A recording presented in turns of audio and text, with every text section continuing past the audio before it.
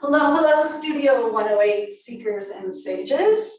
I am here with two outstanding gentlemen. Like, I am such a fan of these men and the work they do, the business they run, and the people they are, that I'm really excited to introduce them to you. If you're here at the studio and you start telling me about your aches and pains and issues, these are the guys I talk about, and they've got their cards up at the front by the door so that you can reach out if you decide that this is something. But nonetheless, we're gonna have a really interesting conversation tonight because they are at the top of their field and what they do, and I think we're all gonna learn a little something. So let's start with Dr. Matt.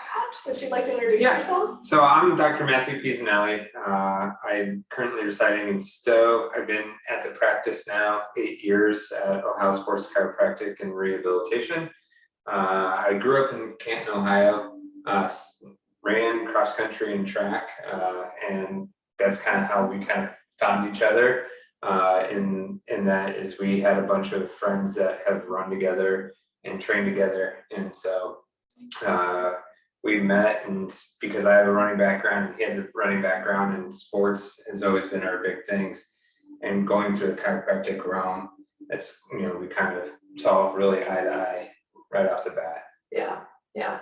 I think it's like any field you enter, the backdrop to that is really important in terms of how you look at it. So I could see where that would be cool. Yeah, I mean, it's definitely a big focus. It's not our only focus.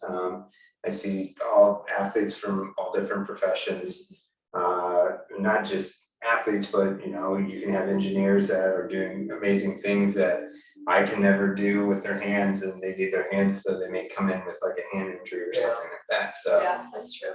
Well, and I know my husband goes, and you know, he works out, but he might not be the first person you'd call an athlete. It's like people from all walks of life, really. Absolutely. He's super active. Super active. Yeah. Okay, so Dr. Leo. So yeah, Dr. Leo Kormanik. So 2011 started Ohio Sports Chiropractic and Rehab, which is located in Macedonia, and we just like it sounds, we specialize in treating sports injuries in active populations. My background is distance running, so I ran in high school, college, and then had the opportunity to run for a couple different shoe companies after college. And then, you know, coming from that perspective, was able to work my way into working with some of the U.S. Olympic team and with USA Track and working in that realm. So just have a vantage point of treating all sorts of variety of athletes, from novice to weekend, you know, active warriors to the highest level athlete you can imagine in the sport. So it's been fun, and so we're coming up on, actually I said 2011, it was 2012. So this year is our 10-year anniversary of the clinic. Congratulations. And, so yeah, big milestone for us. Yeah, really big milestone. Outstanding. I think one of the things that I really love about your services, because I started going, I don't know. I think it was 2019. Oh, yeah, it might like have been 2019. That sounds about right. And I came, like, I was a hot mess. Like, I was really, really bound. I remember you asking me to stand up and lean back, like a standing back bend. And you said to me, that's actually not very good, Tracy. Like, and I was like, you don't understand. I do yoga. I'm so flexible. Like, I can do all these wheels and these back bends, but I can't right now. Like, I really can, but now I can't. Yeah. So, yeah, it was really, really great to meet you guys and to see how you see sports medicine and sports rehabilitation and how you provide chiropractic care. So let's talk a little bit about that, because it's not what people typically expect when walking into a chiropractor's. Yeah, it's definitely not. Like, the basic idea is that, so kind of a little bit of background on me, right when I graduated from undergrad, I had the opportunity to work at the Olympic Training Center in Chula Vista, which is headquartered for track and field. It no longer is as of last year, but it was in 2006 when I went. And when I was there, I was way more interested in what was happening in the training room than what was happening in the phys lab. So then when I was in the training room, all these guys were doing all this really cool work. They were working on the athletes, on the muscles, and getting everything out. And I'm like, I kind of want to do this. Like, I kind of want to be in the trenches with the athletes and work with them. And, you know, I was injured a lot. So I just really just kind of had a niche for that. I just really understood things. And so I was talking with the guys and they're like, yeah, you know, like if you want to do this work, go into chiropractic because it's like the Wild West. Like, you know, you could do a lot of really cool things. You can go into nutrition, you can go into body work, you can like do all this sort of stuff if you can just get past the stigma of being called a chiropractor. And they were kind of joking about that. And I was like, okay, you know, whatever. So then I tried to run professionally for a couple more years, and then I was kind of fed up with that. So I'm like, I got to do something with my life. So then I looked into sports chiropractic as an industry, and I was like, this is it. This is totally it. And so, yeah, there's the perspective of like the traditional chiropractor where you go and they crack your back or whatever. They do some sort of manipulation to get the spine to move better. But what really happens like at the highest level of sport is like that is like one tiny piece of rehab, like genuinely tiny sliver. And there's so many proprietary techniques to treat the body. There's many roads to Rome. I mean, you can focus on the nervous system, you can focus on the fascia, you can focus on nutrition, you can focus on energy balance, you can focus on emotional balance. Like there's so many different angles and windows to get into and help somebody. And so if you only know like one thing, you're just going to do that one thing. If you're a hammer, you know, everything's a nail. But at our clinic, like we really do just kind of like look, what does the athlete need? What does that person need? And then like, what can we provide them? So we just totally think a little bit more outside the box for that.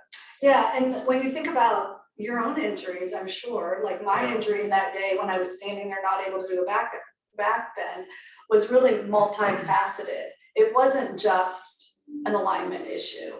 It was a quality of tissues. It was a nervous system issue. It was like a lot of grief, emotional load. Like it was a multi-dimensional problem. And so when I walked in and I'm like, okay, I've been to chiropractors, they crack my back, I walk out 24 hours later, I'm like pulled out of wax. You know, I'm ready for another appointment. And then you get the feeling that all of that manipulation isn't good for you. Yeah. But what you provided me was, first of all, a lengthy time of pressure pointing, tissue release. I think you did the fascial scraping. Mm-hmm. Yeah. Maybe there was some manipulation, but I didn't experience it the same way. Yeah. So some stretching, a lot of stretching. Yeah, just whatever. And honestly, it's whatever the tissue needs. Yeah. To be honest. And then you sent me back to your PTs. Yes. In the same building on the same day. Yeah.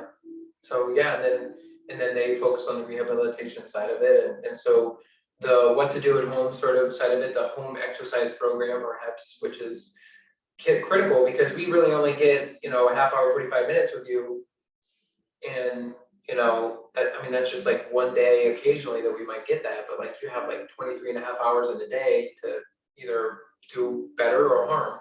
So we need to make sure you're on the right path. Right. So I guess I was really excited about that because I learned so much. Like I learned so much about posture and the alignment through my neck and how to do exercises so that that chronic pattern of stress could be, I don't know, softened. I don't think I fixed it, but I think like now I have an angle on it. Yeah, better control. Absolutely. And when things start to get stressed, I'm like, okay, double up on those exercises. I also learned, like you had me doing, or the PTs had me doing the same, like you guys are also knowledgeable about it, but like developmental exercises for reprogramming or relearning some movement patterns that I had lost in the stress and the trauma that I've gone through. Yeah, that's critical. So. Yeah, you've got that zapper thing with the cold. Yeah, Cryotherapy.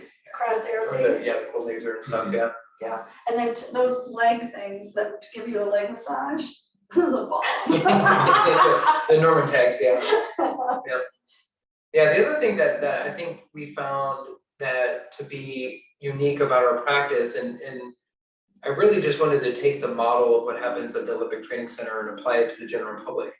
Because if you're an athlete, you know, whether it be a figure skater or, you know, an alpine skier or a track and field star, like if you're training at the Olympic Training Center, if you have, sore knee or sore shoulder, you just go into the rehab room and you get worked on by the physios, the chiros, the athletic trainers. You don't want to see the orthopedic. Like, you don't lead with orthopedic. If you see the orthopedic, that's if everything failed. Gotcha. Here in the general public, everybody starts at the orthopedic.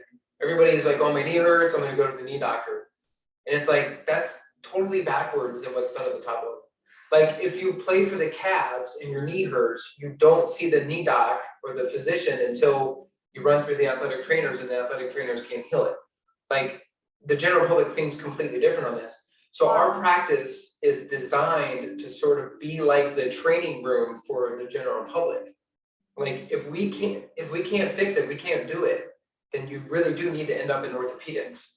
But 9 times out of 10, we can sort of manage it, versus going to the orthopedic, kind of like a little bit wasting your time, and then, unless it's like super severe, and then ending up in a physical therapy or a chiropractor's office on the other end. If you're lucky, because like I know people who, they're like, I can't come to work today, I can't do this because my back hurts. I went to my orthopedic guy, he gave me steroids and told me to rest. Yeah, or muscle relaxers. Right, and so they're laying around. Yep. With an injury that'll probably just happen again and again because there's no healing. And totally just ask yourself, like, we know this intrinsically, you would never go to, like, say LeBron James is playing a game and he has back spasms on the back end of it. Yeah. Like, he would not, like, just rest the next day laying around, like, with corticosteroids and muscle relaxers. I mean, like, he has to be, like, playing the next day. Like, you have to get him active. Yeah. So that's really, honestly, a very lazy way of doing it. And in our field, like, we become really good at managing acute cases that we can just get people back ASAP, because that's the industry we're coming out of, because we all had to be there. And like I said, what I really appreciate is that I've learned so much about how to take care of myself so I don't get injured again or I don't get hurt again. I came, when we walked in the room here, I went to move the table and they were like, good form. I'm like, yeah, because they taught me. Like, literally one of the things that I learned through my services with you guys was how to breathe when I'm lifting. Like, when to inhale, when to exhale, how to engage the transverse abdominis when you're lifting. And it's just kind of crazy because that's a skill that develops at a certain age or a certain point. Yep. And yeah, you can kind of lose it when you've there's these things that we call pathological stability patterns. Okay. Where oftentimes if you get injured, whether it be your back or your knee, we'll revert back to these very primitive movement patterns. And if you watch a baby develop, there's a very segmented process to which they start to load the body. They flutter their legs and they roll under their sides, then they can kind of prop up a little bit on their bellies, then they can start to crawl, then they can squat, then they can stand. There's a process. Yeah. And that's like check marks in your brain, where it's sort of like, just like if you're doing a complex math problem, you have to do it correctly in sequence. You can maybe get to the right answer, but if you skip a step, you didn't learn. So that happens a lot of times in the body, is we skip these steps and then injuries come and make it very difficult. So we have to trace back to these old primitive patterns and sort of unwind them and figure out where you're at and then undo that. Yeah, I think it was 3 months or something. yeah, very early. There's a chart on the wall. I'm like looking at it like 3 months. Whoa, not good, not good, Tracy, not good. Some yoga teacher, right? But I mean, I think that's a truth. Like, if you're. But see, that's a great example, though. Actually, not to interrupt, but you're highly functioning in yoga.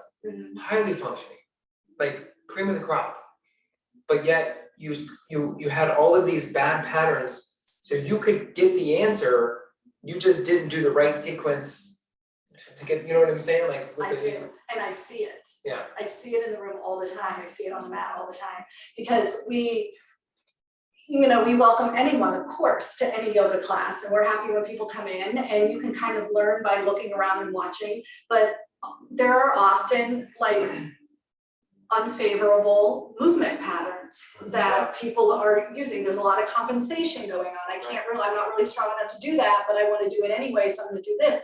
There's a lot of kind of poor alignment going into how we're doing some of the more complicated poses that put strain in certain areas in particular, like shoulders, low back, SI joints, that kind of stuff. So I was telling these doctors before we started about Elevate, and how when we would be gathering vendors for Elevate every year, we would get so many calls from the chiropractors because they know the yogis are their customers. So it's like, okay, we have to limit it to only 3 chiropractors. We can't have like a whole chiropractor alley. But what do you think? Like, what do you see as red flags? Do you see any patterns from people around yoga that we should be aware of? Yeah, I from my perspective, I feel like that might have a little bit more to do with people who do yoga understand their body, and they're clearly have a concerted effort to take care of their body. Gotcha. Which is exactly what a common chiropractor would want. And so it's just a like-minded person, I think, is more it. But you know, I think yoga is awesome, and there's definitely a place to be had for it. But there are some, just like anything, you can run too much, you can jump too much, you can do yoga too much. And you know, it's funny because in the body there are certain principles of which we need to apply with yoga. If you're already too flexible, if you have joints that are super mobile, you need to understand this about yourself, and you need to maybe focus more on the core and strength and power side of yoga to like stabilize and strengthen the joints. But if you're super tight and a brick, then you might need to really focus on the flow and the overall motion side of it and incurring the range of motion.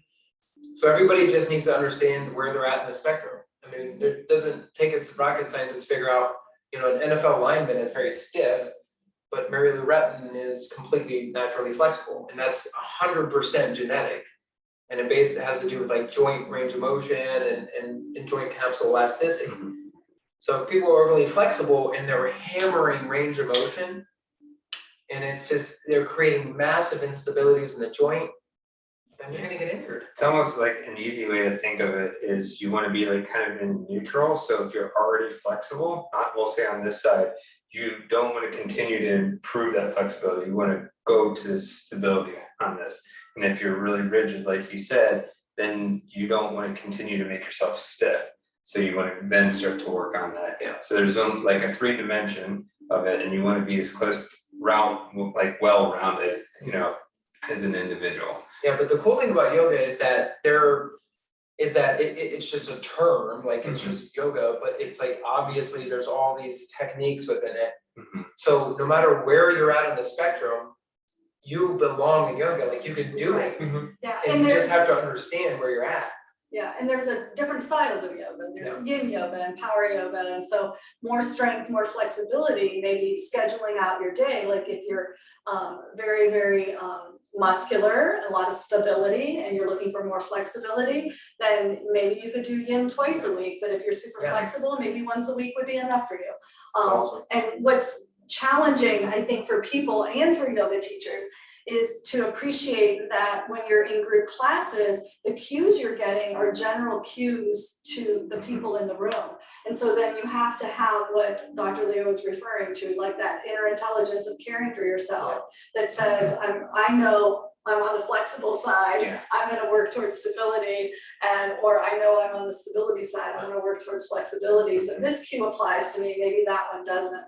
You know, to kind of be discerning. Or if there's a move that's coming up that you know you have great range of motion and probably excessive range of motion, then just back off a smidge. Yeah. You know, and then but if there's a move coming up where you're kind of like dreading because you're just like, it hurts a little bit and my body doesn't want to move that way, then you got to parse that out and flesh it out and maybe address those imbalances. Yeah. And I know I've worked a lot with people in particular around like just the pelvis and alignment for that, because there's a lot of compensating that can happen. And I know I had a student once who was like so cranking into the SI joints all the time, and I kept cueing her and like engage the, like the glute medians and the adductors, and like that thing's more stable there. And so many times, and finally I got the phone call, Trace, my back hurts. I'm like, yep, stay home. Like, like that was coming. So we just really do the best we can to keep people safe. But yeah, and that's the great thing about doing yoga with specialists, people that have seen all these scenarios and really getting into a good practice. And well, I love what you said too about your injuries giving you a certain experience. And I feel like the same for me. I've learned a lot from my injuries. Yeah, without a doubt. I mean, I would be barely half the provider I am right now if I didn't have all the injuries. Yeah.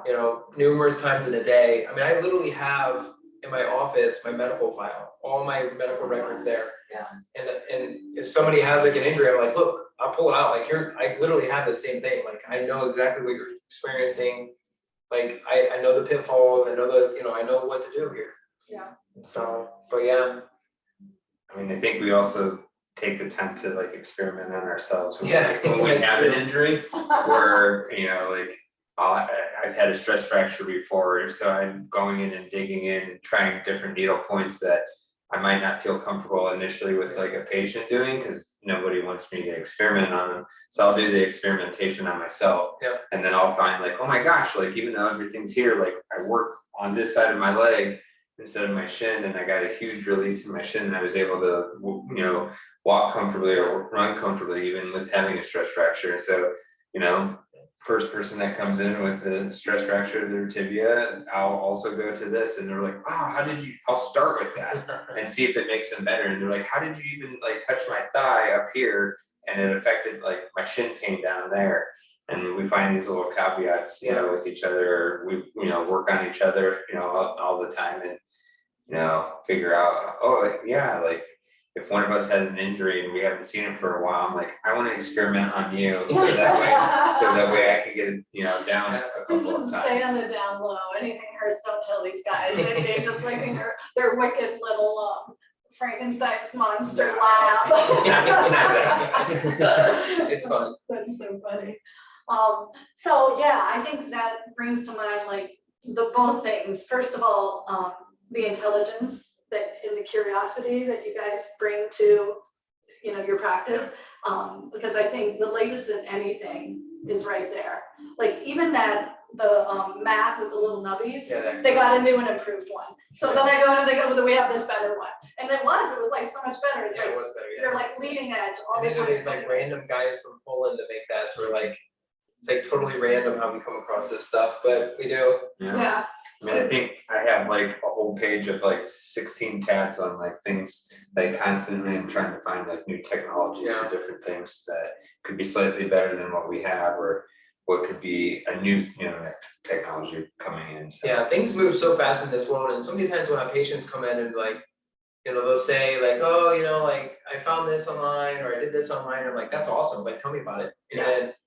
And then I'll flesh it out, and then I'll think about it, mull on it. I'll research it, and then I'll let them know like, hey, I think that's awesome. Keep doing that. That's really cool. Or like, maybe in your case, maybe this is a little better option. But I think that's another thing patients appreciate, like us not caring that they're researching and investigating things on themselves. I mean, I want active patients. I want people to like understand themselves and be curious. And so in a way, like we learn a lot from our patients all day long. Like they teach us so many things. Yeah, I think too, like if they know more, then they'll know the mechanism of what like caused the pain in the first place. So then they'll restrain from doing that and re-injuring themselves. If they know like it's not the running that was the issue, it was the instability, and now I see how the hip works, and they're like, oh, I've been doing all these banded exercises and it hasn't been doing anything. And then they're like, I put my hand, on my glute muscles, and now I found out that I have to bend over more to get that glute activation. And now as soon as they do that, because they now understand the direction of the muscle, now, they get a way better experience, from that on their own. Yeah, I think that's like you're meeting people with that intellectual curiosity. Yeah. That's cool. One of the things that I loved around that idea is the pile of books you have in your office. Yep. So when I first met Dr. Leo, like this pile of books, I'm like, what's he reading? What's he got there? You know, so Yeah. I thought I would challenge Dr. Mack and Dr. Leo to a little book exchange. So what you reading? So I'm gonna start, so, yeah, I mean, that's the thing, like, I have a lot of books in rotation. It's never below 50 and it's usually, it could be up as high as 70. I mean, I'm not like literally reading all day long, because I'm gonna say work, but I have a lot of like, I'm very ADHD when it comes to reading, so I'll like read a chapter here and there and that kind of stuff.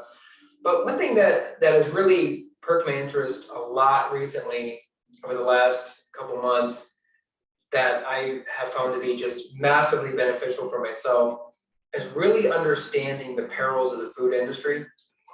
And so the one book that I would say that I think people should look up and see and read is Metabolical.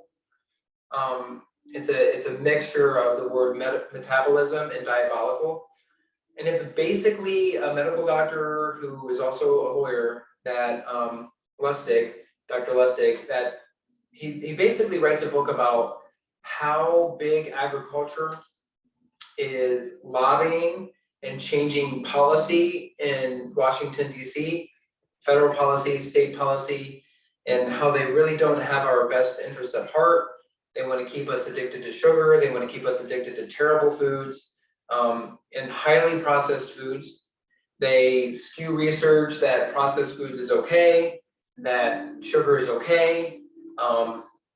It's really, really, really sad. You read the book, you see how much money is spent on active marketing for this stuff, and you get hard science about why it's bad, but yet at the end of the day, he gives very practical solutions, like really, really practical solutions to change things right now. Wow. And make your life better. And I mean, I honestly, like, I really felt like I ate great, and I mean, I'm a very, very much a no stone unturned kind of guy. So like throughout my day, I'm like very thorough with everything I do on a lifestyle basis.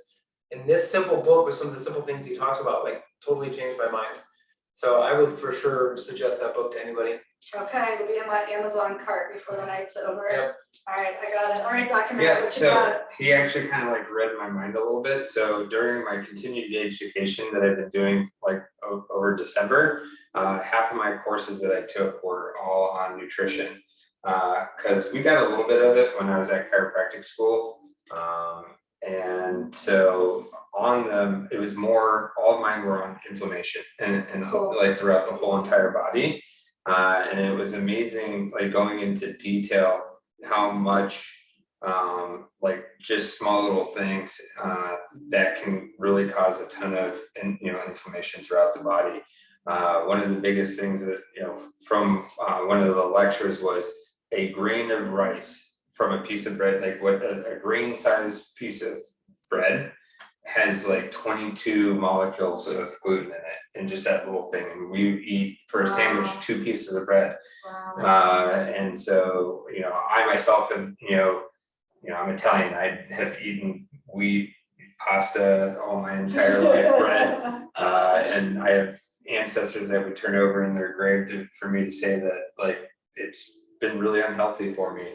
And so going through those courses, it made me go back to a textbook that I have that I picked up on a recommendation, and it's basically holistic nutrition for the healing, I believe is the name of the book. And it's a fantastic book. I think you can get it for under $100 on Amazon. You don't really have to be, a medical provider or doctor to get it. So basically what it does is it has a section in the front that goes through like basically all the different vitamins and minerals that are going to be discussed in the book. And then it breaks down specific diseases that the human body will have. They have asthma, they have rhinitis, you can literally look through and they probably got 250, illnesses and sicknesses. And then it goes through there and it gives like usually a page description of like what that actually disease is, the contributing factors of it and everything. And then it'll have a whole another page or column of just different types of supplements and or vitamins and foods that you can have. Interesting. And then on the next page, well, on that page on the column, it'll actually explain why. You know, like somebody's like, "Oh, take vitamin A." Well, okay, what is it about the vitamin A that it actually affects that sickness or something? Okay. So it's really, you know, it explains that, because, you know, so many, you know, "Oh, take vitamin C and You zinc." know why I like this idea about this book? Because this is full on geek work right here. Mhm. This is for someone who like really wants to understand and get into things and Yeah, it's know a great the whole reference. thing. Yeah. Yeah, yeah. And it's great because then afterwards it gives like a whole nother page of like specific, like if there's like, you know, boswellia cream or something like that, and it'll go into like if there's contraindications, it'll like then on the other page will tell you like when to use it, you know, and stuff like that. And it's not for all, you know, all the Right. things that they list, but it goes into pretty big detail, and then at the end it'll have references. So if you want to look up, I mean, this isn't like, "Oh, my grandma told me to do this." Yeah. This is scientifically backed, like Yeah. information with it. That's awesome. And so And it's you know, great. and if you're gonna play Dr. Google, which I'm guilty, I've been known to do, better to have like a really quality Yeah, because then you know reference. it's peer reviewed. Exactly. You know, it's not just somebody writing it on a blog, which Yeah. could be good information. There's great information out there, but you know, at least this is peer reviewed. This is researched stuff. Yeah. So Yeah, Yeah. I mean, I own two books. I owned the same book twice. Well, one because I was like, "Oh, this is really good," and I bought it, and then I brought it to work, and I was like, "I already actually have this book here." So now I have one at home, and I mean, I use it all the time. My wife or my, you know, stepson will say something, you know, and I'll be like, "Oh, we should, you know, try Let's this." look it up. Yeah, Let's see. and I mean, it's great. It's a great reference, you know, that, I mean, unfortunately, most people don't know that they can have, you know. Right, right. Yeah, I think accessibility is huge. Yeah. Right. Yeah. And even like the disclosure and the availability of the real facts behind some of this manipulation through big business and Yeah. politics I and mean, we're in everything. a really Yeah. bad era right now where you have no idea where the sources are coming from and whatnot. Yeah, or we're in a really good era. Yeah, I don't yeah. know, it depends where it lands. what Okay, about you? so my recommendation was the book of the month for the Seeker and Sage is this month because I feel this strongly about it. As a matter of fact, in the front, I just put out t-shirts that say "Breathe Through Your Nose" at Studio 108 because the book that I have in mind is Breath by James Nestor. Okay. And did you read it? No, Have you seen but it? I have seen it. Yeah. It is like such a great easy read. Like it might be one that you actually kind of like scrolls along a little faster because it's a great blend of science, anthropology, medical doctor kinds of stuff, ENT kinds of stuff, but his real life experiences. It's just very readable for the layperson and very educational in terms of the shape of our faces through evolution, the shape of the face due to mouth breathing versus nose breathing, all the data that happened when they were mouth breathing versus nose breathing, and even like breath when running and exercising and breathing through your nose when doing, you know, exertion. Well, what's interesting is, you know, two things. And when people are struggling to find the right proper breathing patterns in through their diaphragm, which is obviously the main muscle for breathing, which is right through here. If somebody can't figure that out, just ask them to close their mouth and sniff as hard as they can. When you do that, you immediately fire your diaphragm. And there's a huge connection between what's happening in through the nose and then connection all the way down through the front neck, down through the diaphragm. And it's super fascinating because I was just watching, you know, I have a 4-month-old, little Mariah, and I was watching her feed the other day with when my wife was nursing. And when they're feeding, because they feed for long periods of time, and you can't breathe through the mouth. And so you're 100% nasal breathing. And it's so fascinating to watch because you can see, like, literally that's the best way for that baby to get the breath in. And so we start that way.